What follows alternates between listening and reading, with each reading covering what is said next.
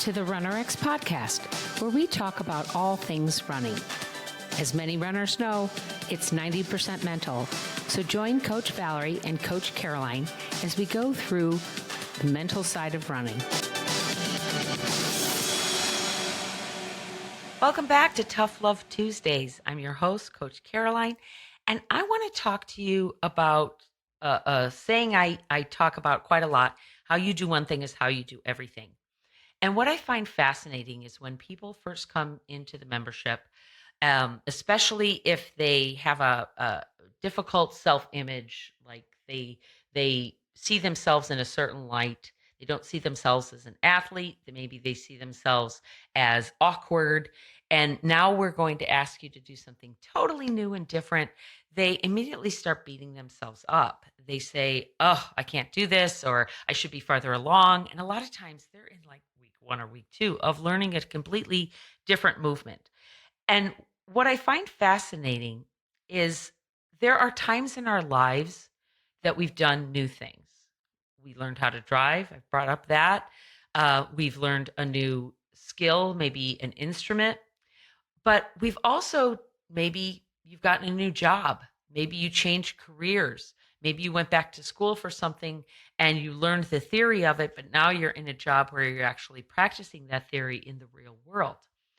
When you sit down at your desk at that new job and they said, okay, I need you to go into this software and I need you to put in this new contact and then I need you to place this order. I'm just making things up here, guys.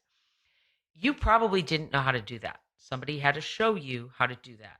You probably took notes on the things you needed to do, or they gave you some sort of workbook to help you walk through it. And then you needed that workbook. You needed those notes for probably the next week to 2 weeks, maybe even for the first month.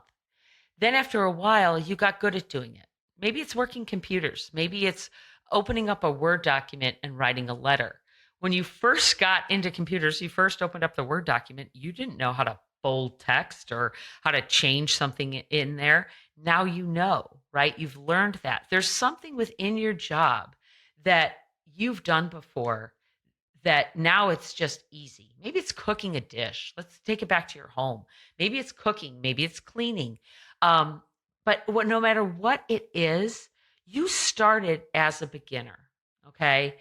And so what I want you to realize, if you are working on maybe the 30-day reboot with us on YouTube channel, maybe you're following along with the podcast and going to the live Wednesday Ask Me Anythings with Valerie, and you're really considering maybe joining this membership, maybe learning to run pain-free, we would love for you to join us, but I want you to realize that you'll be starting something brand new.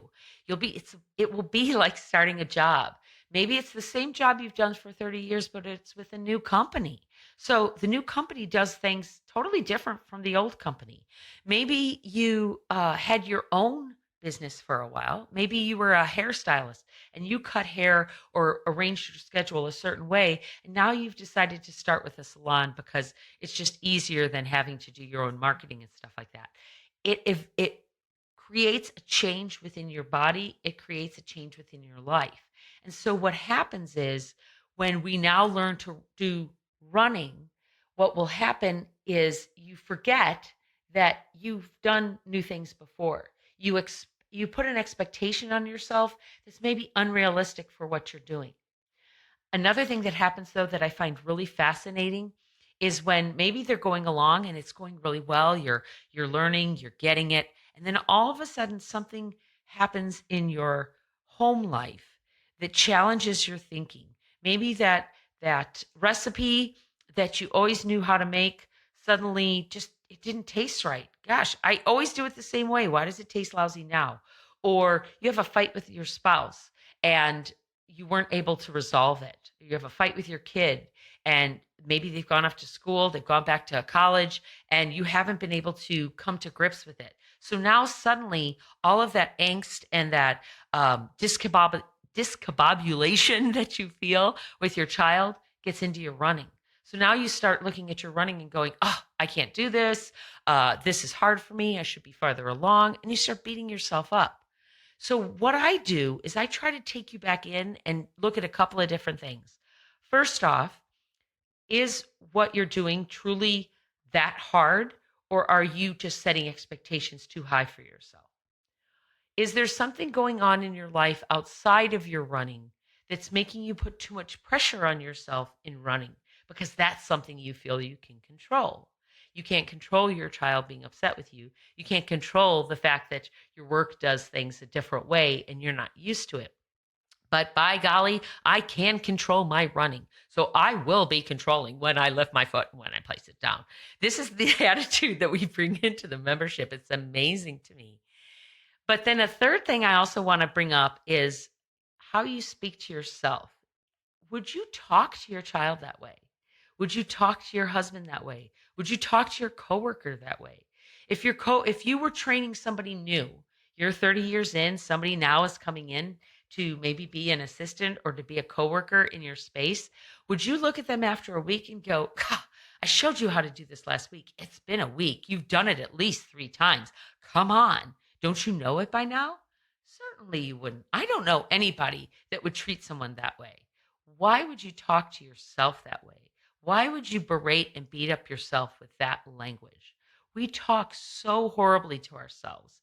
And then we wonder why we have these limiting beliefs and we think we're not enough. We think it has to do with our family or our relationships or our history or our past, when really it's how we're talking to ourselves right now, today, in the present moment.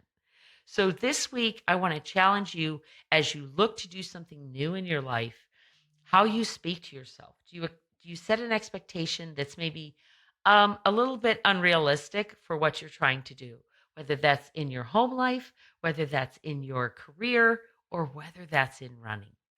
And we'll talk to you next week.